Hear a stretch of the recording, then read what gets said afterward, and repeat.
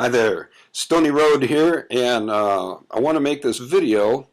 Hopefully I'm going to make other videos. I'm hoping to make a bunch of them, but you know, as I look on YouTube, or what they call WeedTube these days, you know, of people who are advocating the legalization of marijuana, either for medical purposes or for medical and recreational purposes, it seems that I see one thing in common with those sites, and that is that the people are all young. Now, there's nothing wrong with being young at all, but what I'm thinking is that there are just there isn't anyone speaking up for people, the older generation, and so I want to make a video to maybe talk to these folks. Now, if you're in your 20s, like a lot of these other folks are that do the other videos, then I suggest you don't stay here. Go watch them. A bunch of them are a lot cuter than I am, and they have more to say about where you are in your life and all of that. You know, they talk about school and they talk about all these kinds of things. There are a few who are in their 30s or whatever, and that nothing wrong with that either. That's fine. They don't talk so much about family and that kind of thing, but they talk about career and all that, what it means, you know, if you're a cannabis user, what that means to them, but that's not me either, you know. And then it sort of drops off. I don't see very many people above, let's say, the 30s. I don't see many 40s, 50s, 60s talking about legalization of marijuana or the use of cannabis at all. Now, just to give you a little bit of a background on me, you know, grew up in the 60s, graduated high school in the late 60s. To be honest, I never did any marijuana while I was in high school, even though I, you know, was in the 60s and in California to boot, and still never did any marijuana until I was probably in my 20s. Now, that's not to say I didn't do any drugs. I did things that were extremely dangerous and really kind of stupid. But be that as it may, I didn't try pot until I was in my 20s. And when I started doing pot, I really liked it, and I used to say that I smoked it by the bale. Well, that's not quite true, but the point is I smoked a lot. And then, you know, got married, family came along, and the penalties at that time were just not worth doing it anymore, and so I gave it up. Which to me is an argument that says that it's not addictive, because I just decided I wasn't going to smoke it anymore. I just quit. That was it. Done.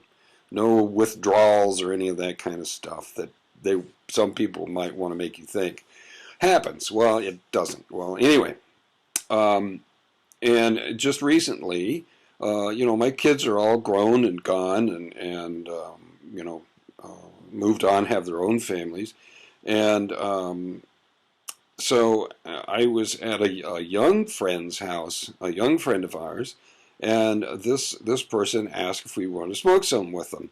And so my wife and I decided, yeah, what the heck, you know, why not? So we smoked with this young couple, and one of the things I knew about them was that the man of this couple has a lot of problem with asthma. And I thought, gee, how good is that for him? So when I came home from this this encounter, whatever you want to call it, I started doing some research about what is the deal with marijuana and cannabis. What is the deal with it and a person with asthma? And what I came to find out was that it not only is it not apparently not harmful for asthma, but actually seems to cure it or help it. No, I won't say cure, but it does seem to help with it. So I thought, well, gee, that's interesting. And the more I got to looking at it, the more I realized that all the stuff that people have been telling us since the 1930s has been an absolute lie. You know, as I told you, Uh, it's not physically addictive. I experienced that myself, and there's been many studies to show this not physically addictive at all. Some might argue that it's psychologically addictive, but I mean anything can be psychologically addictive. I mean cheeseburgers can be psychologically addictive. Who the heck knows? Um, but but it's not addictive. It seems to be medicine for a lot of people, for epilepsy, Alzheimer's, ALS, excuse me, cancers is a big one. I know a man who is in a state where cannabis is legal, and he has a type of blood cancer, and blood there's been reports of good use of cannabis for this type of cancer, and I suggested to him that he get some. And so he is trying it. Now, whether it's doing any good or not, I don't know yet. But I have high hopes that this is the case because, as I said, the studies show that it has good luck with this kind of cancer. And there are many other kinds of cancer that if it doesn't outright cure it, it slows it or prevents it. Breast cancer, brain cancer, and strangely enough, lung cancer. You wouldn't think so with something that you smoke, but that's the case. And I mean, for anybody my age, for a baby boomer, I'm saying don't take my word for it. Go on the internet, go out there and start doing some research. If you don't know how to do the research yourself, then get your grandchild or your child to help you look up some of this stuff so you have the facts. The government, parts of it anyway, are still fighting it, saying that cannabis is a dangerous, dangerous substance. Well, just do the research. That's all I ask. One of the ways that you can do it is by smoking it. Now, this is see if you can see it here, my little stone pipe. Now, I've had that little pipe for a long, long time. And it's been with me, seems like, forever. One of the things about these videos is it shows people smoking, so hey, who am I to buck tradition, right?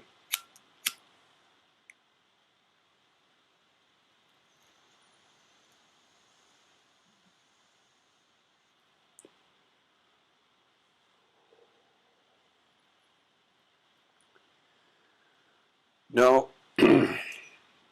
I've mentioned some of the things that pot is good for in later stage life. Pain, great for pain management. Arthritis, that kind of stuff, good for pain. I have had back surgery and have been in occupations for a long, long time. I was in business management and higher up business management. I know I don't look like it now. I'm retired. Hey, I paid my dues. Now I can go back to being the old hippie that I used to be. I was in the clergy for 20 years, almost 20 years. And so my point to that is that I did a lot of sitting. And it screwed up my back because I wasn't moving around enough. And so I have sciatica pain sometimes. And smoking cannabis helps with the pain from sciatica. I also suffer from depression. I will admit it. Ever since I retired, I had a heart attack, and I have been depressed because, supposed to be the golden years and all that jazz, and sometimes they don't turn out to be quite so golden. My wife is still working, but I'm retired, so it means I spend a lot of time just sitting around. So it helps with depression. Now, I want you to know that in some states, I think there is 23. I think it's 23 states where medical marijuana is legal. But that means that there's a whole bunch of them that aren't legal for medical marijuana. There are 4 states, is that right? 1, 2, 3, 4. 4 or 5 states that have recreational marijuana legal as well.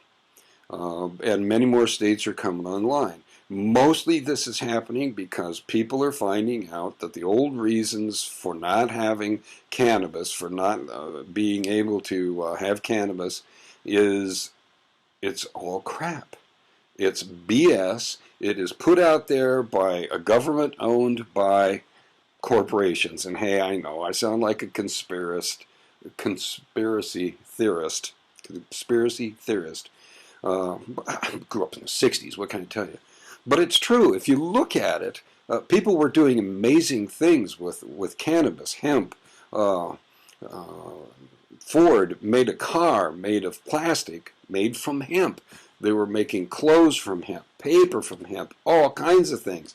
Stuff that some folks didn't like them being able to do. People who had big holdings in timber or in plastics made from petroleum didn't want anybody to be able to do that with hemp. There used to be cannabis in a lot of medicine. Well, guess what? The pharmaceutical companies didn't want you to have this stuff that you could grow in your backyard, and it was good for your health. So they, marijuana is a terrible thing. Well, it isn't. But anyway, 23 states that have medical marijuana. It means there's a bunch that don't have it. And as I said, 4 or 5 states have recreational legal, but that means the rest of them do not. The federal government still classifies it as the same as heroin. It's a terrible drug, and it's illegal federally to possess or use cannabis or any of that kind of stuff.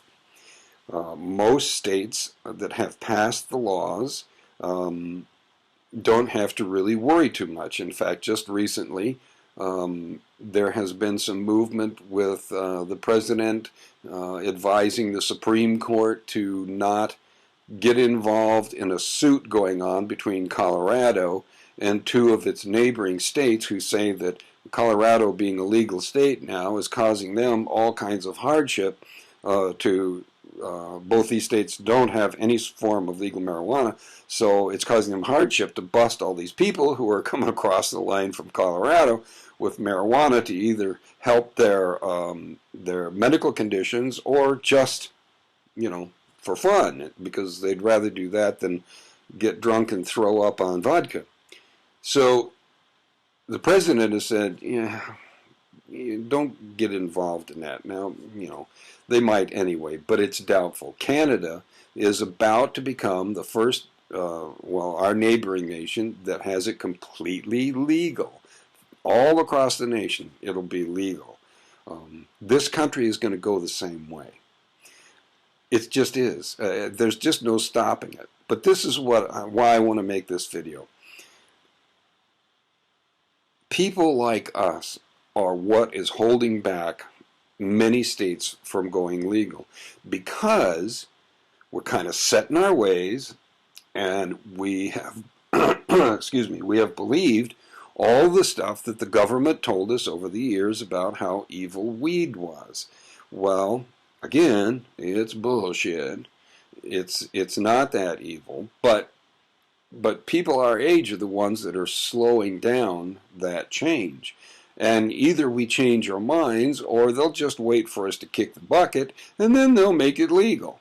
But it's gonna be, one way or another. Now the question is, do you want it to be legal after you're dead and gone, died a horrible death of cancer, or do you want it to be legal now so that you can get some of the benefits of cannabis and what it does for people? I'm not talking just about smoking. There are oils, there's tinctures, there's all kinds of different ways that cannabis can be used to help your condition, whatever that condition might be. All I'm saying is do the research. Do the research and find out if what I'm saying is not true. You can get online and find all kinds of stuff. I'm going to take another hit. That last thing was a pipe. That was not a big deal. You go down and buy a corncob pipe if you want to and use that. What this thing is called, this is what I used to call a one-hitter. I don't know if it's still called that now or not. It packs the herb in the end there. It's not that deep. It only goes about that deep. So it's more like a 2.5 hitter. But But anyway, that's another way of smoking. I'll try and show different ways. Um, Probably the least likely is a good old joint, you know, a marijuana cigarette. I'm not going to show you that. And the reason I'm not going to show you that is because even when I was in my 20s, I couldn't roll a joint to save my soul. Now, someday maybe I'll get to have little rolling machines that you can use to roll cigarettes or whatever. Well, they roll a joint just as good.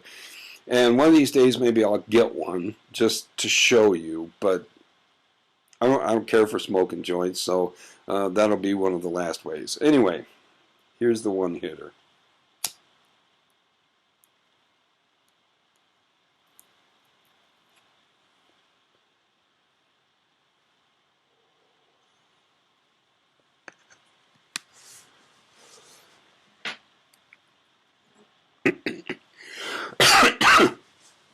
You say, oh, look at that, he coughed.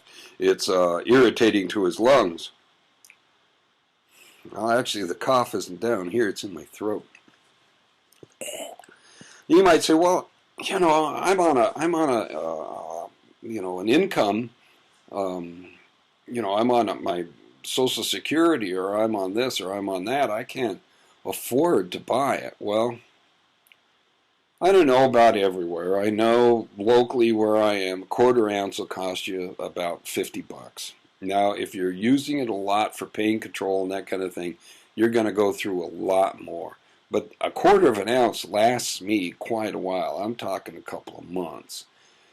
I don't need it all the time. I don't do it all the time. And so, you know, it lasts me quite a while. Actually, it lasts me too long. It starts to go dry and it gets harsh, which is what makes me cough. But that's, you know, it lasts a long time. Well, 50 bucks, I mean, how much do you spend on whatever medications you're on? How much do you spend on medications to try and keep your chemo from feeling like it's going to kill you, or your arthritis from how it's going to kill you, or, you know, any number of things that we old people suffer with? I mean, how much money do you spend on that? Different ways to do it, to smoke or whatever. You know, I've shown you that pipe. God knows how much that costs. But, you know, like I said, you could buy a corncob pipe and do the same thing. They're nothing. You know, that little one hitter there that I just did, that cost me 10 bucks. 10 bucks. And, I mean, it's going to last forever. That stone pipe I showed you, that thing, I've had it since I was in my 20s. So, you know, it's going to last a while. Of course, you can spend a lot of money on fancy stuff, and maybe someday I'll show you fancy stuff. But I'm on the same kind of income as you are, and so you know, I can't afford to go out and buy $400 bongs.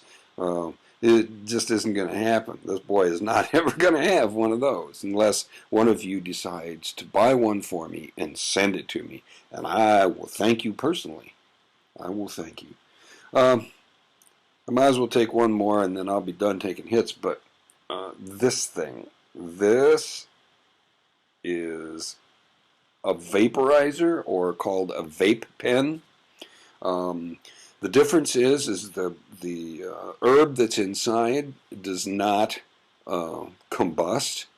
It doesn't burn, and so the vaporizer heats it up to the point where it starts to release the cannabinoids, and it does it like in a steam, a vapor, and so you get it that way rather than smoking. And supposedly it's better for your health because the higher the temperature that the herb is heated to, the more likely it is to have stuff in it that's not good for you. So some people really like vape pens. It works just like everything else. You inhale it.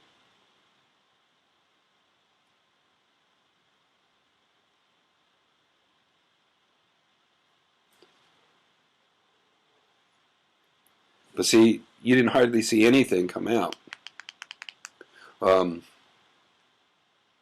and that's why some people like those things. The vape pen cost me close to $100. But I don't know. How much do you spend in booze? How much do you spend in scotch or whiskey or beer or whatever. And alcohol, man, that's a poison. All the nasty things they said about cannabis is a lie, but they could have taken most of them and shoved them over to alcohol, and they would have been right on the money. Alcohol is nasty. It is bad for you. It's poison. How much do you spend on whiskey in a month or two or three? You know, could you take that money and put it into something that's a little better for you and maybe might help a physical condition that you have?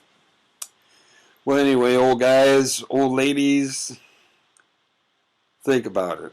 Do your research. And don't be the block to the vote that might come to your state to legalize cannabis. Don't do it. Don't. I'm all for it. And I think the more you learn about what cannabis can do for a person, can do for their health and all of that, the more likely you are to say that you agree with me and you'll vote in favor for any legalization things that come up in your area, your state, or the nation. So that's it for now. This is Stoney Rhode.